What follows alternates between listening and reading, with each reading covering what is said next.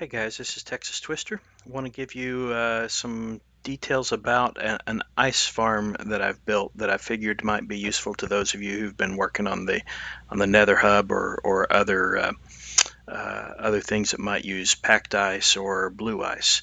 So I'm going to start you on this little tour from my complex. This is going to be a long walk through the Nether to get there, but I think you'll find it worth the trip, at least when you're in desperate need of ice, large quantities of ice. So you can see my coordinates. My little complex is about x300 by x200 by z200 in the Nether. And there you see my village, and there you see my mine, and there's a couple of other portals scattered through the Nether hub. Through the straight corridors, you'll be coming through this way.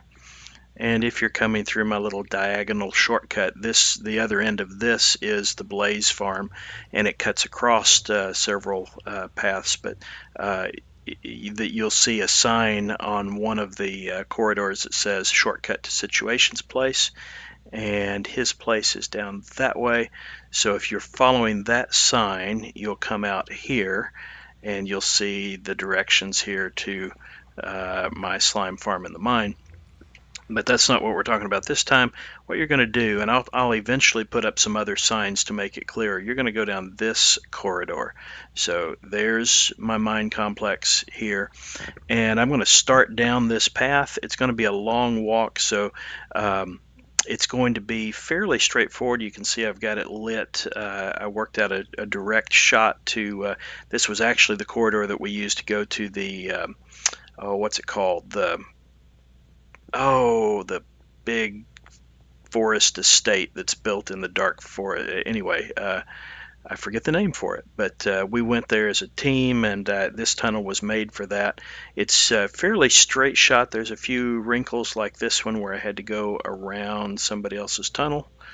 But now you can fast forward a good ways to skip this boring trip.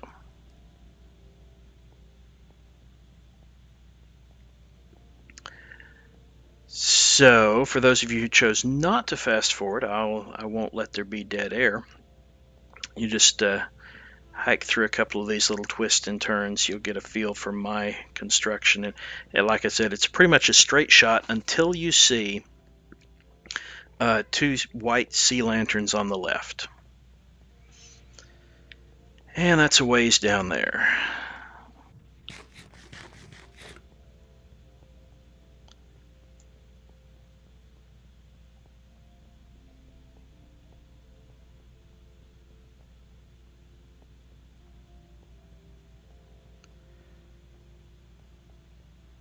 So I would like to say that I would eventually edit this video and take out this long trip, but I probably won't find the time to do that. So I could pause the recording, but then I'm afraid that the interruption would be distracting, and so we'll just take the hike.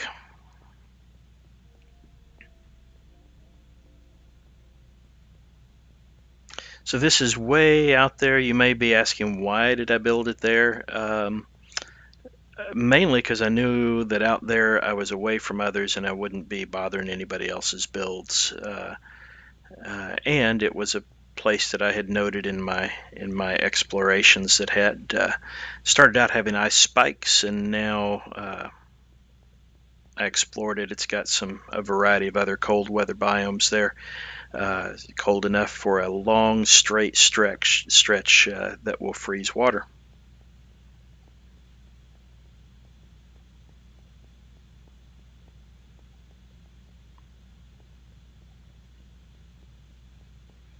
Now, if you didn't fast forward, about now you're realizing why I suggested it, right? Long trip.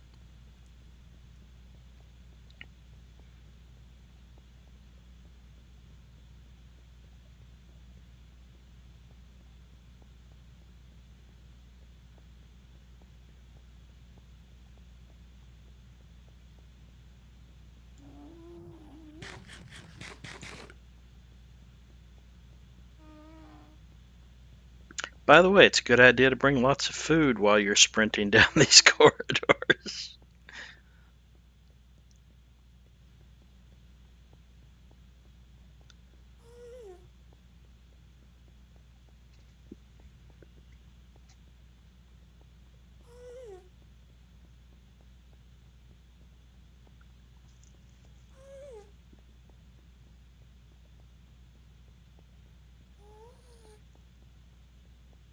We just went right past a portal that was labeled the scenic route to the Woodland Mansion. That's the name. So just ignore that, keep going. All right, right here you see we've got a trail blazed with two sea lanterns on the left of the path. We're going to go down that path.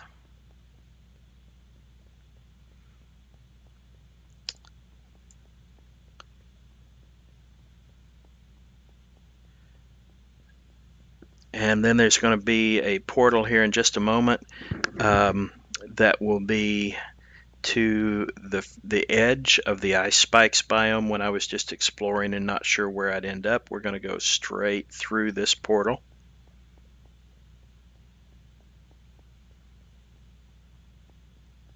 All right. So this portal takes us to the edge of the ice spikes biome. We're not going to go into it. I mean, we're going to go right through it and not be transported by it. And just a bit further, and it's going to take us to our actual portal. And this one we're going to step into and be transported. All right, so you come out on my little cabin, my little construction cabin, and my preliminary building supply ice farm. That's not the ice farm that we're talking about. This is the ice farm that we're talking about. Now it is just a little bit unfinished. I've still got to put a level floor all the way across to make it easier to harvest. This is automated. Every time that we get to day or night, the system is going to go through and push down another layer of ice. And harvesting this thing is just so easy. You will, obviously, I think everybody will know this, you'll want a Silk Touch pickaxe. You'll get under it, and you should not, if you're standing on this level floor, you should not be able to break the ice above to the degree that you're going to break the farm. So you're just going to run up and down these rows, just harvesting enormous quantities of ice.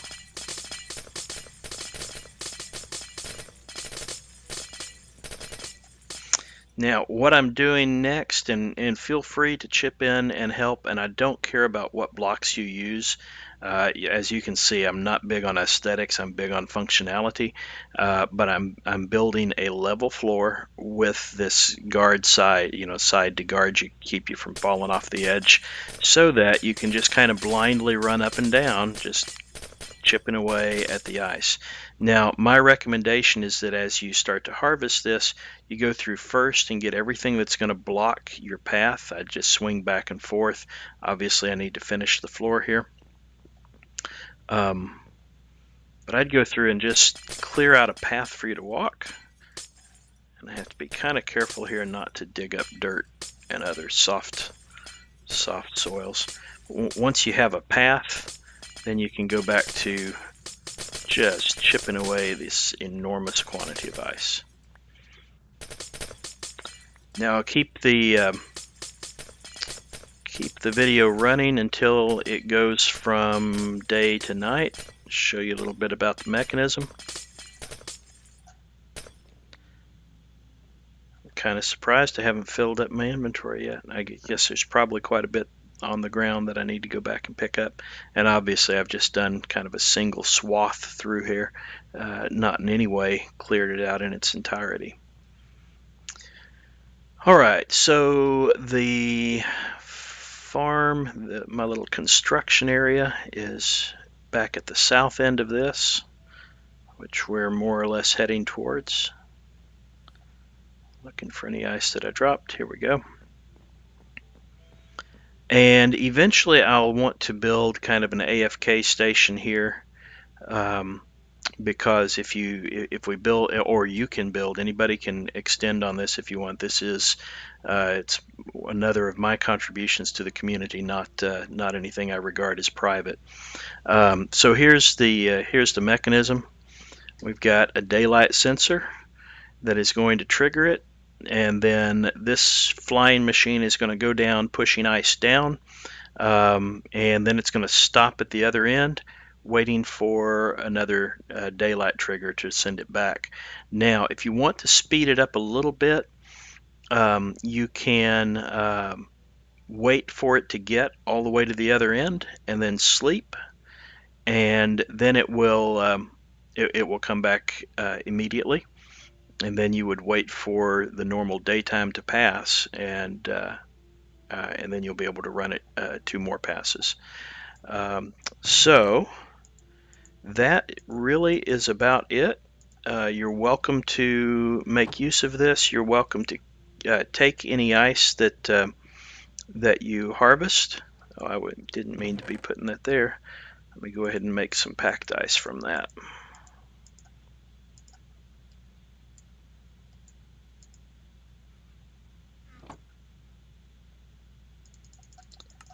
And I hope that that will make some of your builds a little easier. Oh, I said I was going to wait. Goodness, that's a long time to wait.